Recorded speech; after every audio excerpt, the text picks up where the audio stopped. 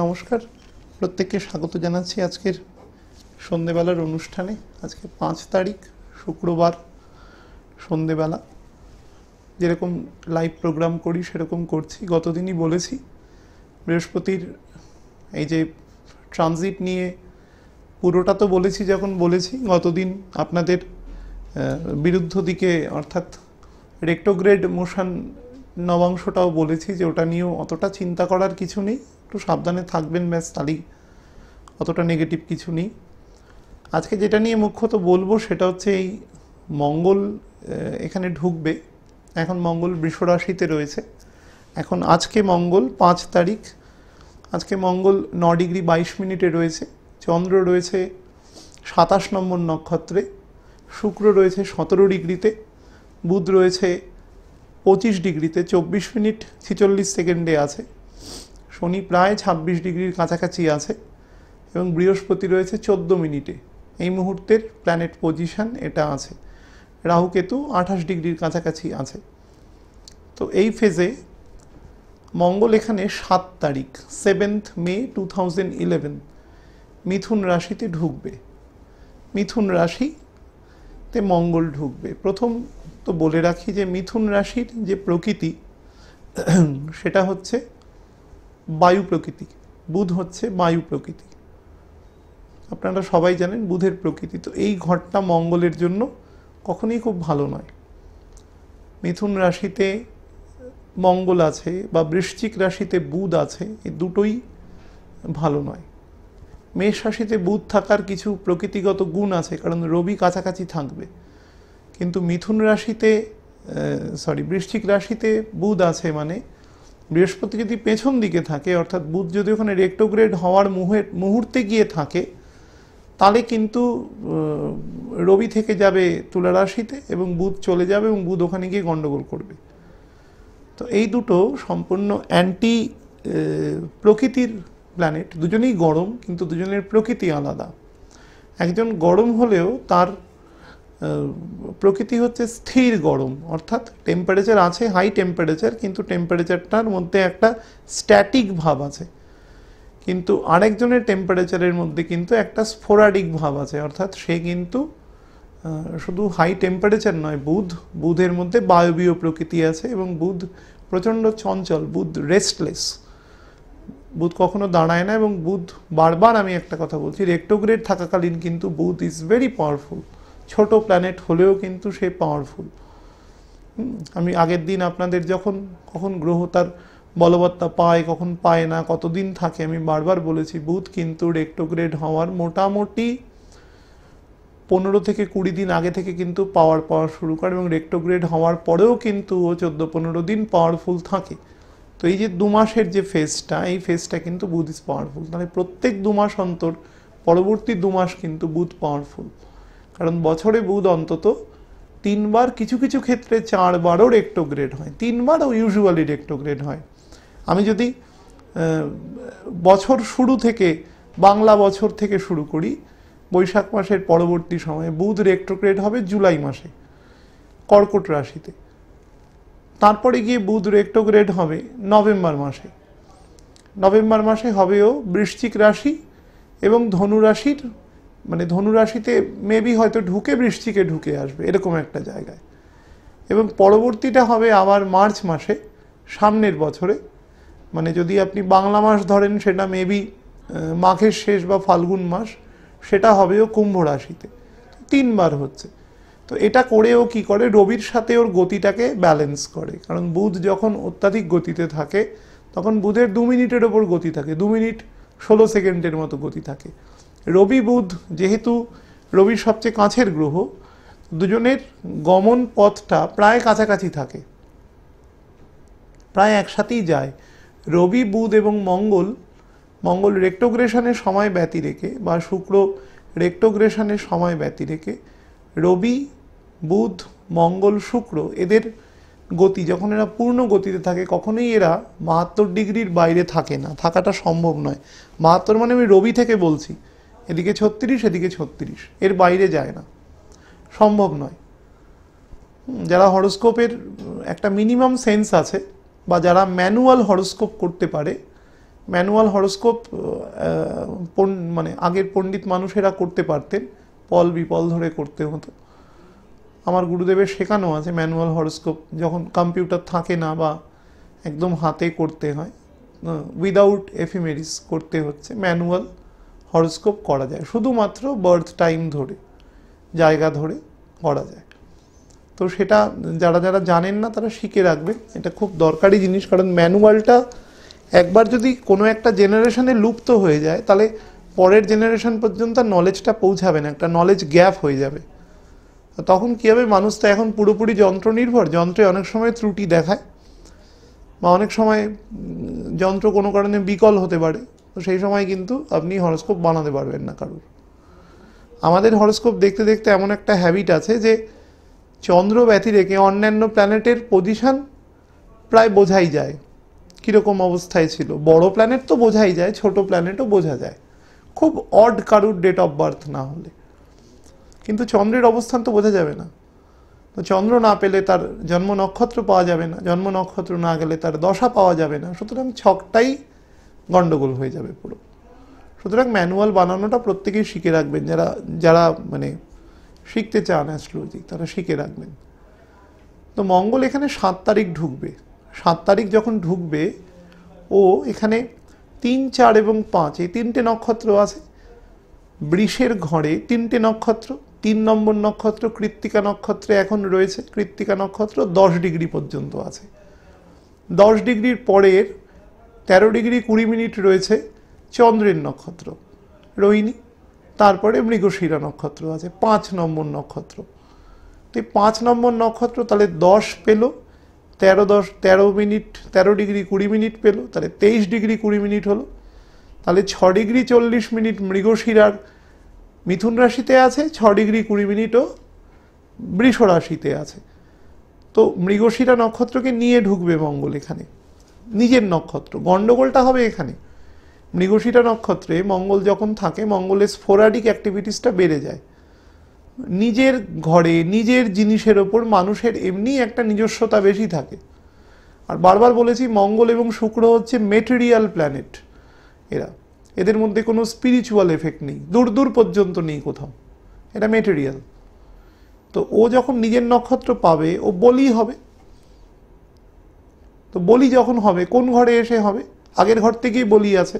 শুক্রের ঘরটা কম্পারেটিভলি ঠান্ডা ঘর, শুক্রের ঘরেও যতটা না বলি হবে, বুধের ঘরে এসে বলি হবে, কারণ বুধের ঘরটা গরম ঘর, বুধের টেম্পারেচার বেশি। কিন্তু বুধের প্রকৃতি হচ্ছে বায়বীয়, গ্যাসিয়াস প্রকৃতি। তো ওখানে কী হবে, আগুনটা ছড়াবে। এবার বহু লোককে আমি দেখেছি বলতে যে এখানে মঙ্গল ঢোকা মাত্রই কি শুরু করবে, না। রাহুর সাথে মঙ্গলের যখন 7 ডিগ্রির ডিফারেন্স হবে তখন একটু কয়েকটা দিনের জন্য কিছু কিছু প্রিকশন নিলেই ওই সময়টা বেরিয়ে যাবে। এমন কোনো ব্যাপার নয় যে একটা বিরাট কিছু রকম। কারণ রবি এখানে ঢুকবে হচ্ছে 14ই জুনের পরে। তো 7 তারিখে যখন 14ই জুনের পরে রবি যখন মিথুন রাশিতে ঢুকবে ততদিনে মঙ্গল প্রায় 20 ডিগ্রি চলে যাবে, এটা মাথায় রাখতে হবে। তো খুব কম একটা সময় আসবে, খুব কম, জুন মাসের শেষে বা জুলাই মাসের শুরুর দিকে একটা টাইম আসবে যখন 3টে প্ল্যানেটের খুব কাছাকাছি ডিগ্রি থাকবে। অর্থাৎ রবিও এগোবে মঙ্গলও এগোবে, রবি এগোবে 1 ডিগ্রি করে, মঙ্গল এগোবে 40-42 মিনিট করে। তো রবি ওকে ধরে ফেলবে মোটামুটি শেষের দিকে এসে, ক্রস করবে রবি ওকে মঙ্গলকে। তো এরকম একদম জুলাই মাসের শুরুর দিকটাতে রাহু যেহেতু আবার উল্টো দিকে এগিয়ে আসছে, রাহু তখন মোটামুটি ওই 25 ডিগ্রির মতন থাকবে। তো 25 ডিগ্রি, মঙ্গলও তখন চলে আসবে। তখন ওই একটা টাইমের কিছুদিন একটা 3টে প্ল্যানেট খুব কাছাকাছি জায়গায় আসবে। যখন কাছাকাছি আসবে তখন কি এফেক্ট হতে পারে, কি 3টে প্ল্যানেটের কি এফেক্ট, কোনো মানে আমি বহু মানুষকে প্রশ্ন আমাকে করেছে, সেসব প্রশ্ন শুনলে আপনাদের অনেকের হাসি পেতে পারে। কি টাইপের এফেক্ট হতে পারে? রবি কি করে? রবি হচ্ছে যশ, নাম, যশ, অর্থ এবং অ্যাডমিনিস্ট্রেশন। অ্যাডমিনিস্ট্রেশনের কোথায়? থট। আমি বারবার বলেছি মঙ্গল হচ্ছে ওর কারক, যেটাকে দিয়ে ও কাজ করায়। তো থটসটা, মঙ্গল কি? মঙ্গল ওর কারক। তো চিন্তা এবং কারক একসাথে থাকবে, তার সাথে রাহু থাকবে। রাহুর কাজ কি? রাহুর কাজ হচ্ছে যত রকম নেগেটিভ থটস তৈরি করা, কারণ রাহু হচ্ছে চোর, থিপ, চৌর্যবৃত্তি, চুরি করে অমৃত খেয়েছিল। তো যখনই রবির কাছাকাছি ডিগ্রিতে চলে আসবে, রবির এই গুণটাকে নষ্ট করবে, মঙ্গলের গুণটাকেও নষ্ট করবে। মঙ্গলের সাথে ওর নেগেটিভিটি অনেকটা বেশি। তো তখন কি হবে? অনেক এমন হতে পারে, এমন কিছু সিচুয়েশান হতে পারে, তখন কিছু যারা আমাদের শুধু নয়, সারা পৃথিবীর জন্য, যারা তাদের রেসপেক্টিভ দেশ বা তাদের অর্গানাইজেশন, যে কোনো অর্গানাইজেশন, শুধু দেশ নয়, কোনো একটা কোম্পানি হতে পারে, কোনো একটা স্কুল হতে পারে, যে কোনো প্রতিষ্ঠান, সেটার যে অ্যাডমিনিস্ট্রেশন চলে, তারা কিছু ভুল ডিসিশন নিতে পারে। এবার সবাই কি ভুল ডিসিশন নেবে? তা নয়। কার কার ক্ষেত্রে কারকতা বেশি আসবে? যাদের মিথুন রাশি আছে সেখানে, বা বুধের দশা আছে, চন্দ্রের অন্তর্দশা আছে, বা বুধের দশা বা রাহুর অন্তর্দশা, বুধের দশা বা মঙ্গলের অন্তর্দশা, বা উল্টোটা, মঙ্গলের দশা বুধের অন্তর্দশা, রবির দশা রাহুর অন্তর্দশা, রাহুর দশা রবির অন্তর্দশা, এরকম জায়গায় ক্ষেত্রে সেই সকল মানুষের ভুল ডিসিশন নেওয়ার প্রবণতা বেশি বাড়বে, যদি তারা কোনো রেসপেক্টিভ, কোনো অ্যাডমিনিস্ট্রেটিভ, কোনো কন্ট্রোলিং অথরিটি হিসাবে থাকে। এখানে অনেকগুলো কিন্তু কেন আছে। প্রথম কথা, এই কন্ডিশন হতে হবে। সেই লোকগুলোর মধ্যে কিছু লোক আবার কোনো প্রতিষ্ঠানের মাথা হিসাবে থাকবে, তাদের মধ্যে কিছু লোক আবার ভুল ডিসিশন নেবে। এরকম দশা থাকলেই সবাই নেবে তা নয়। তাদের ছকে যদি স্যাটার্নের পজিশন ভালো থাকে, আমি বারবার বলছি, ছকের যত নেগেটিভ দিক থাক, ছকে শনি যদি ভালো থাকে, তাহলে সেই ছককে সে ব্যালেন্স করে দেবে। তাহলে সে ভুল ডিসিশন নিয়েও সেটাকে সে সামলে নিতে পারবে।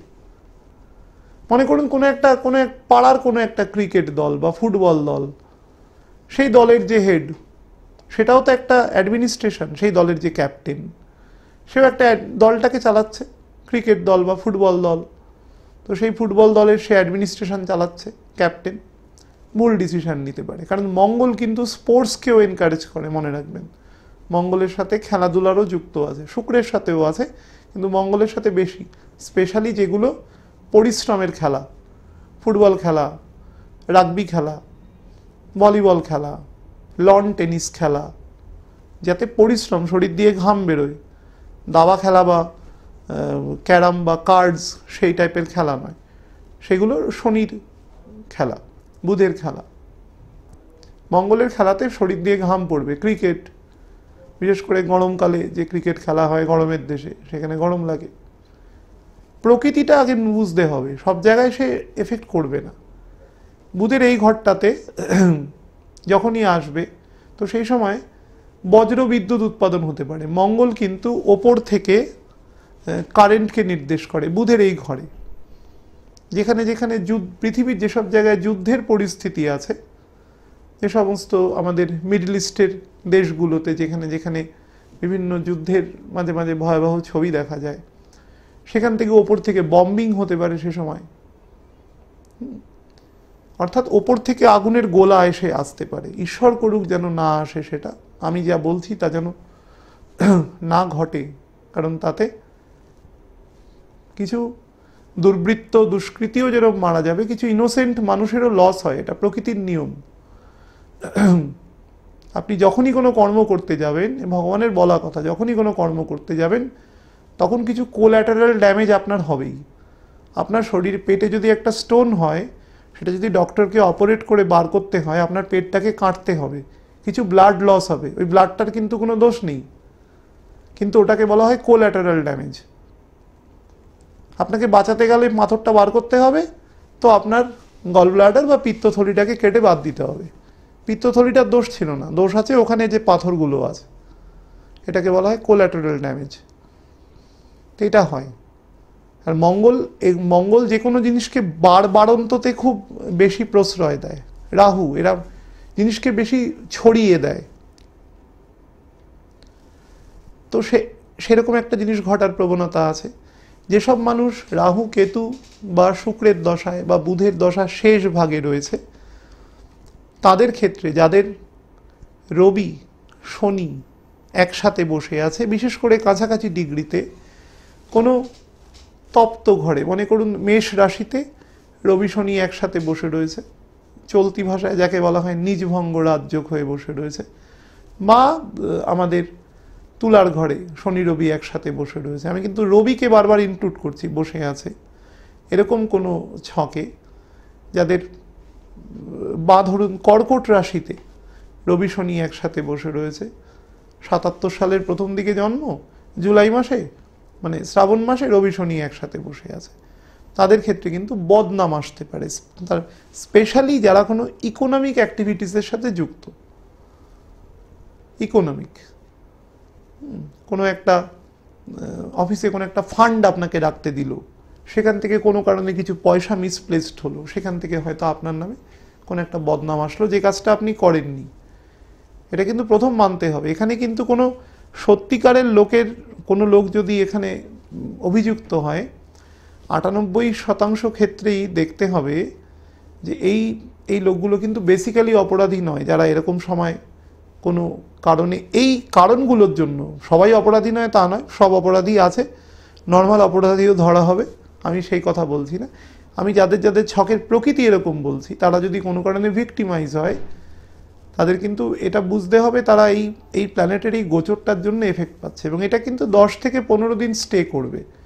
রাহু উল্টো দিকে চলে যাবে, রবি তো হুড়হুড় করে এগোবে একদিনে, রবি 7 দিনের মধ্যেই রাহু থেকে 8-9 ডিগ্রির ডিস্টেন্স বাড়িয়ে নেবে, কারণ রাহু ওদিকে 7 দিনে 1 ডিগ্রি মতন চলে যাবে, মানে 8-10 দিনে, তো রবি ওইদিকে চলা শুরু করবে। রবি যত দূরে চলে যাবে মঙ্গলের থেকেও বেশি স্পেসিফিক এফেক্ট দেবে, কিন্তু ওই 7-10 দিনে কিন্তু এই প্রবাবিলিটিগুলো বেশি থাকবে।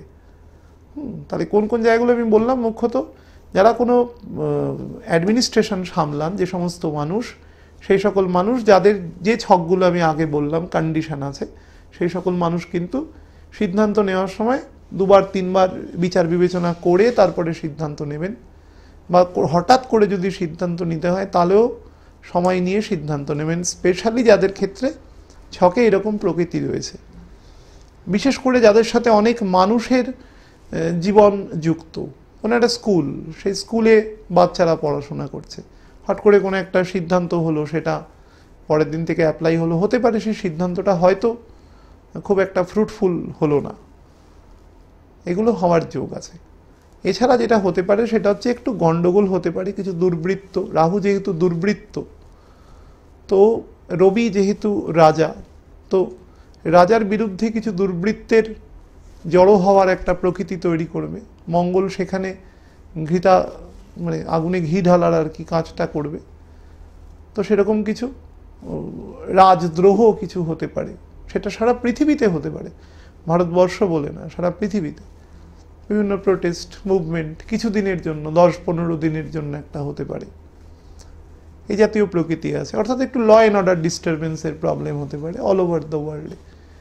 কাদের কাদের ক্ষেত্রে, যাদের যাদের মধ্যে এই প্রকৃতিটা রয়েছে, সবার ক্ষেত্রে কোনো দিনই নয়, কোনো যোগই সবার ক্ষেত্রে কোনো দিন প্রযোজ্য হয় না। যদি ভগবান মনে করে যে এই মুহূর্তে তিনি কার্টেন নামিয়ে দেবেন, অর্থাৎ যবনিকাপাত করবেন, এটা একমাত্র ভগবান করতে পারে। সবার জীবন একবারে এই মুহূর্তে যবনিকাপাত ওনার মনে হয়েছে উনি করবেন, এটা ব্যতি রেখে কোনো যোগ কোনোদিন সবার ক্ষেত্রে প্রযোজ্য নয়। আজকেই মনে করুন কোনো একজন মানুষ হয়তো আজকে চাকরি পেয়েছেন, আবার ঠিক কোনো একটা বাড়িতে যান, আজকে হয়তো কোনো একজন বাড়ির কোনো নবীন সদস্য পৃথিবী থেকে চলে গেছেন, ইহলোক থেকে চলে গেছেন, তো যে বাড়িতে চাকরি পেয়েছে বা কোনো একজন সন্তানের জন্ম হয়েছে, সে বাড়িতে যেরকম খুশি আছে, ঠিক উল্টো সিনারিওটাই আছে। এবং দুটোকে কি করে এক জায়গায় রাখবেন? সবার ক্ষেত্রে এক জিনিস ঘটে না, সবার ক্ষেত্রে এক জিনিস একমাত্র ভগবান ঘটাতে পারে, যবনিকাপাত করে দিতে পারে। উনি যখন মনে করবেন তখন করবেন, ওটা ওনার ডিসক্রিশনারি পাওয়ার, ওখানে কারুর পাওয়ার নেই। তো এই প্রকৃতিগুলো মূলত কাজ করবে। তারপরে যখন রবি কর্কট রাশিতে চলে আসবে, ততক্ষণে রাহু অনেকটা বেরিয়ে যাবে, মঙ্গলও ঢুকে আসবে কর্কটের ঘরে। তো এটা নিয়ে এত বেশি চিন্তা করার কিছু নেই। এটা ঘটতে ঘটতে বৃহস্পতি, যেটা মেনলি হবে, যে বৃহস্পতি যখন ডাইরেক্ট হবে, তার 20-22 দিন আগে থেকে বৃহস্পতির গতিটা না 1 মিনিটের কাছাকাছি চলে আসে, একদম থেমে যায়। সেই ফেজটাতে যেহেতু বুধের নক্ষত্রে থাকবে এবং বুধের নক্ষত্রে রাহু অলরেডি বসে আছে, যদিও রাহুর ওটা খুব ফেভারেবল জায়গা, কারণ ওই ঘরটা কম্পারেটিভলি যত ওই ঘরে শুক্রের ঘরের দিকেও যেতে থাকবে তত ওই ঘরটা ঠান্ডা। শুক্র মানেই ঠান্ডা, শুক্রের ঘরের দিকে যেতে থাকবে। স্পেশালি যখন রাহু 11ই সেপ্টেম্বরের পরে যখন নিজের নক্ষত্রে চলে যাবে, আদ্রা নক্ষত্রে, তো সেটা কিন্তু রাহুর ক্ষেত্রে বেটার জায়গা। কিন্তু ততক্ষণ পর্যন্ত কিন্তু বৃহস্পতি যেহেতু বুধের নক্ষত্রে আছে এবং বুধের ঘরে রাহু বসে রয়েছে, সুতরাং বুদ্ধি বিভ্রম কিন্তু মানুষকে ঘটাবে এবং বহু মানুষ কিন্তু বুদ্ধির দোষে এ সময় কিছু জিনিস, তার মেটেরিয়াল কিছু জিনিসের লস হতে পারে। সুতরাং এ সময় কিছু বিনিয়োগ করা, আমি সবার ক্ষেত্রে বলছি না, কোন জাতীয় মানুষ সবসময় নেগেটিভ দশায় যারা রয়েছে সেই সকল মানুষ, ভালো দশাতেও যারা আছেন তাদের ক্ষেত্রেও বলবো, যেহেতু বৃহস্পতি নিজে একটু ডিস্টার্ব রয়েছে, নক্ষত্রটা তার নেগেটিভ আছে, বৃহস্পতি সার্বিক চেষ্টা করবে নিজের পূর্ণ পজিটিভ ফলটা দেওয়ার, সোসাইটিটাকে, সিভিলাইজেশনটাকে বাঁচিয়ে রাখার, কিন্তু যেহেতু নক্ষত্রটা বুধের রয়েছে, সুতরাং ভালো দশায় থাকা কিছু মানুষেরও কিন্তু বুদ্ধিবিভ্রম ঘটবে, কম্পারেটিভলি কম ঘটবে, বা সেক্ষেত্রে তার লসটা সে হয়তো কিছু দিনের মধ্যে মেক আপ করে নিতে পারে, যদি সেটা কোনো মানিটারি বা কোনো লস হয়। কিন্তু যারা খারাপ দশায় আছে তাদের ক্ষেত্রে কিন্তু ছক অবশ্যই এই সময়টা কিছু করার সময়, মানে কিছু ব্যবসা করছেন বা কিছু বিনিয়োগ করছেন, যাই করুন, এই সময়টা একটু বুঝে করবেন। বড় অ্যামাউন্ট হলে তো অবশ্যই কারুকে দিয়ে কনসাল্ট করিয়ে নিয়ে তারপরে করবেন, দুম করে না করাটাই বেটার। যারা খারাপ দশায় রয়েছেন, আমি বারবার বলছি, বুদ্ধির জায়গাটাতে এফেক্ট করবে। শনিও রেট্রোগ্রেড থাকবে, শনি নিজে থাকবে শুক্রের নক্ষত্রে, বারবার বলেছি শনির ক্ষেত্রে অতটা এফেক্ট নেই, কিন্তু শনি নবাংশ নিয়ে যখন বলেছি সেখানে কিন্তু শনির কিছু নবাংশগত ডিগ্রিগত নেগেটিভিটি আছে। সুতরাং যারা রাহুর দশায় রয়েছেন, রাহুর দশায় মেন কারগ্রহই হচ্ছে শনি, শনি যদি নবাংশে খারাপ জায়গায় থাকে এবং ছকে যদি স্যাটার্ন দুর্বল থাকে, সেই মানুষ যদি হঠাৎ করে একটা সিদ্ধান্ত নেয় এই ফেজটাতে যে আমি কিছু করব, সেক্ষেত্রে কিন্তু খুব বড় চান্স আছে যে তার সেই সিদ্ধান্তটা ভুল হওয়ার। আমি সবার ক্ষেত্রে বলছি না ভুল হওয়ার, কারণ প্রত্যেকের ছকের প্রকৃতি আলাদা। কোনো দিন একটা ছকের সাথে আরেকটা ছকের কে মেলানো যায় না। আমাদের শরীরে যে প্যারামিটারগুলো থাকে, বলে হিমোগ্লোবিন 14.5 গ্রাম থাকতে হবে প্রত্যেক 100 ml রক্তে, কিন্তু এটা কিন্তু একটা অ্যাভারেজ হিসেব। অনেকের ক্ষেত্রে পাহাড়ি অঞ্চলে যান, সেখানে 18 আছে, আবার আপনি লোল্যান্ডে যারা খেলাধুলা করে তাদের ক্ষেত্রে বেশি আছে। প্রকৃতিটাই, ডাইভার্সিটিটাই হচ্ছে প্রকৃতির নিয়ম। প্রকৃতির নিয়ম কোনোদিন ইকুয়ালিটি নয়, বারবার একটা কথা বলেছি। সুতরাং প্রত্যেকটা ছক ইজ ডিফারেন্ট, প্রত্যেকটা জাতক জাতিকা পৃথিবীতে যারা আসছেন, প্রত্যেকটা মানুষ, প্রাণী, পশু পাখি যা আছে সবাই ডিফারেন্ট। দেখতে কাছাকাছি হলেও কোনোদিন একরকম হবে না।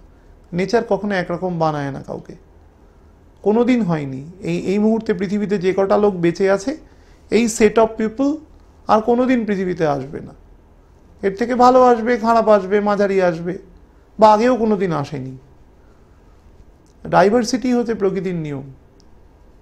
ছক প্রত্যেকের ক্ষেত্রে ইন্ডিভিজুয়াল। কোনো একটা ছক শুনে বা কাছাকাছি জায়গায় গিয়ে, বা অল্প আমি জানি, এখন তো সবাই টিভি দেখে অ্যাস্ট্রোলজার হয়ে গেছে, অল্প বিদ্যে, little learning is a dangerous thing, কোনোদিন অ্যাপ্লাই করবেন না। এই সাবজেক্টটা যথেষ্ট কঠিন সাবজেক্ট, অনেক পড়াশোনা করতে হয়, একাডেমিক কোয়ালিফিকেশনও লাগে, তার সাথে এটা বুঝতেও লাগে, অঙ্ক বুঝতে লাগে, ডিগ্রি বুঝতে লাগে। সুতরাং এটা এত সোজা ব্যাপার নয় যে একটা প্রেডিক্ট করে দিলেন দেখে। প্রত্যেকে ভালো থাকবেন, এমন চিন্তার কিছু নেই। আজকে এখানেই শেষ করছি। মঙ্গলবার দিন আমার রাত্রি 9:30টায় সকলের সাথে দেখা হবে। নমস্কার।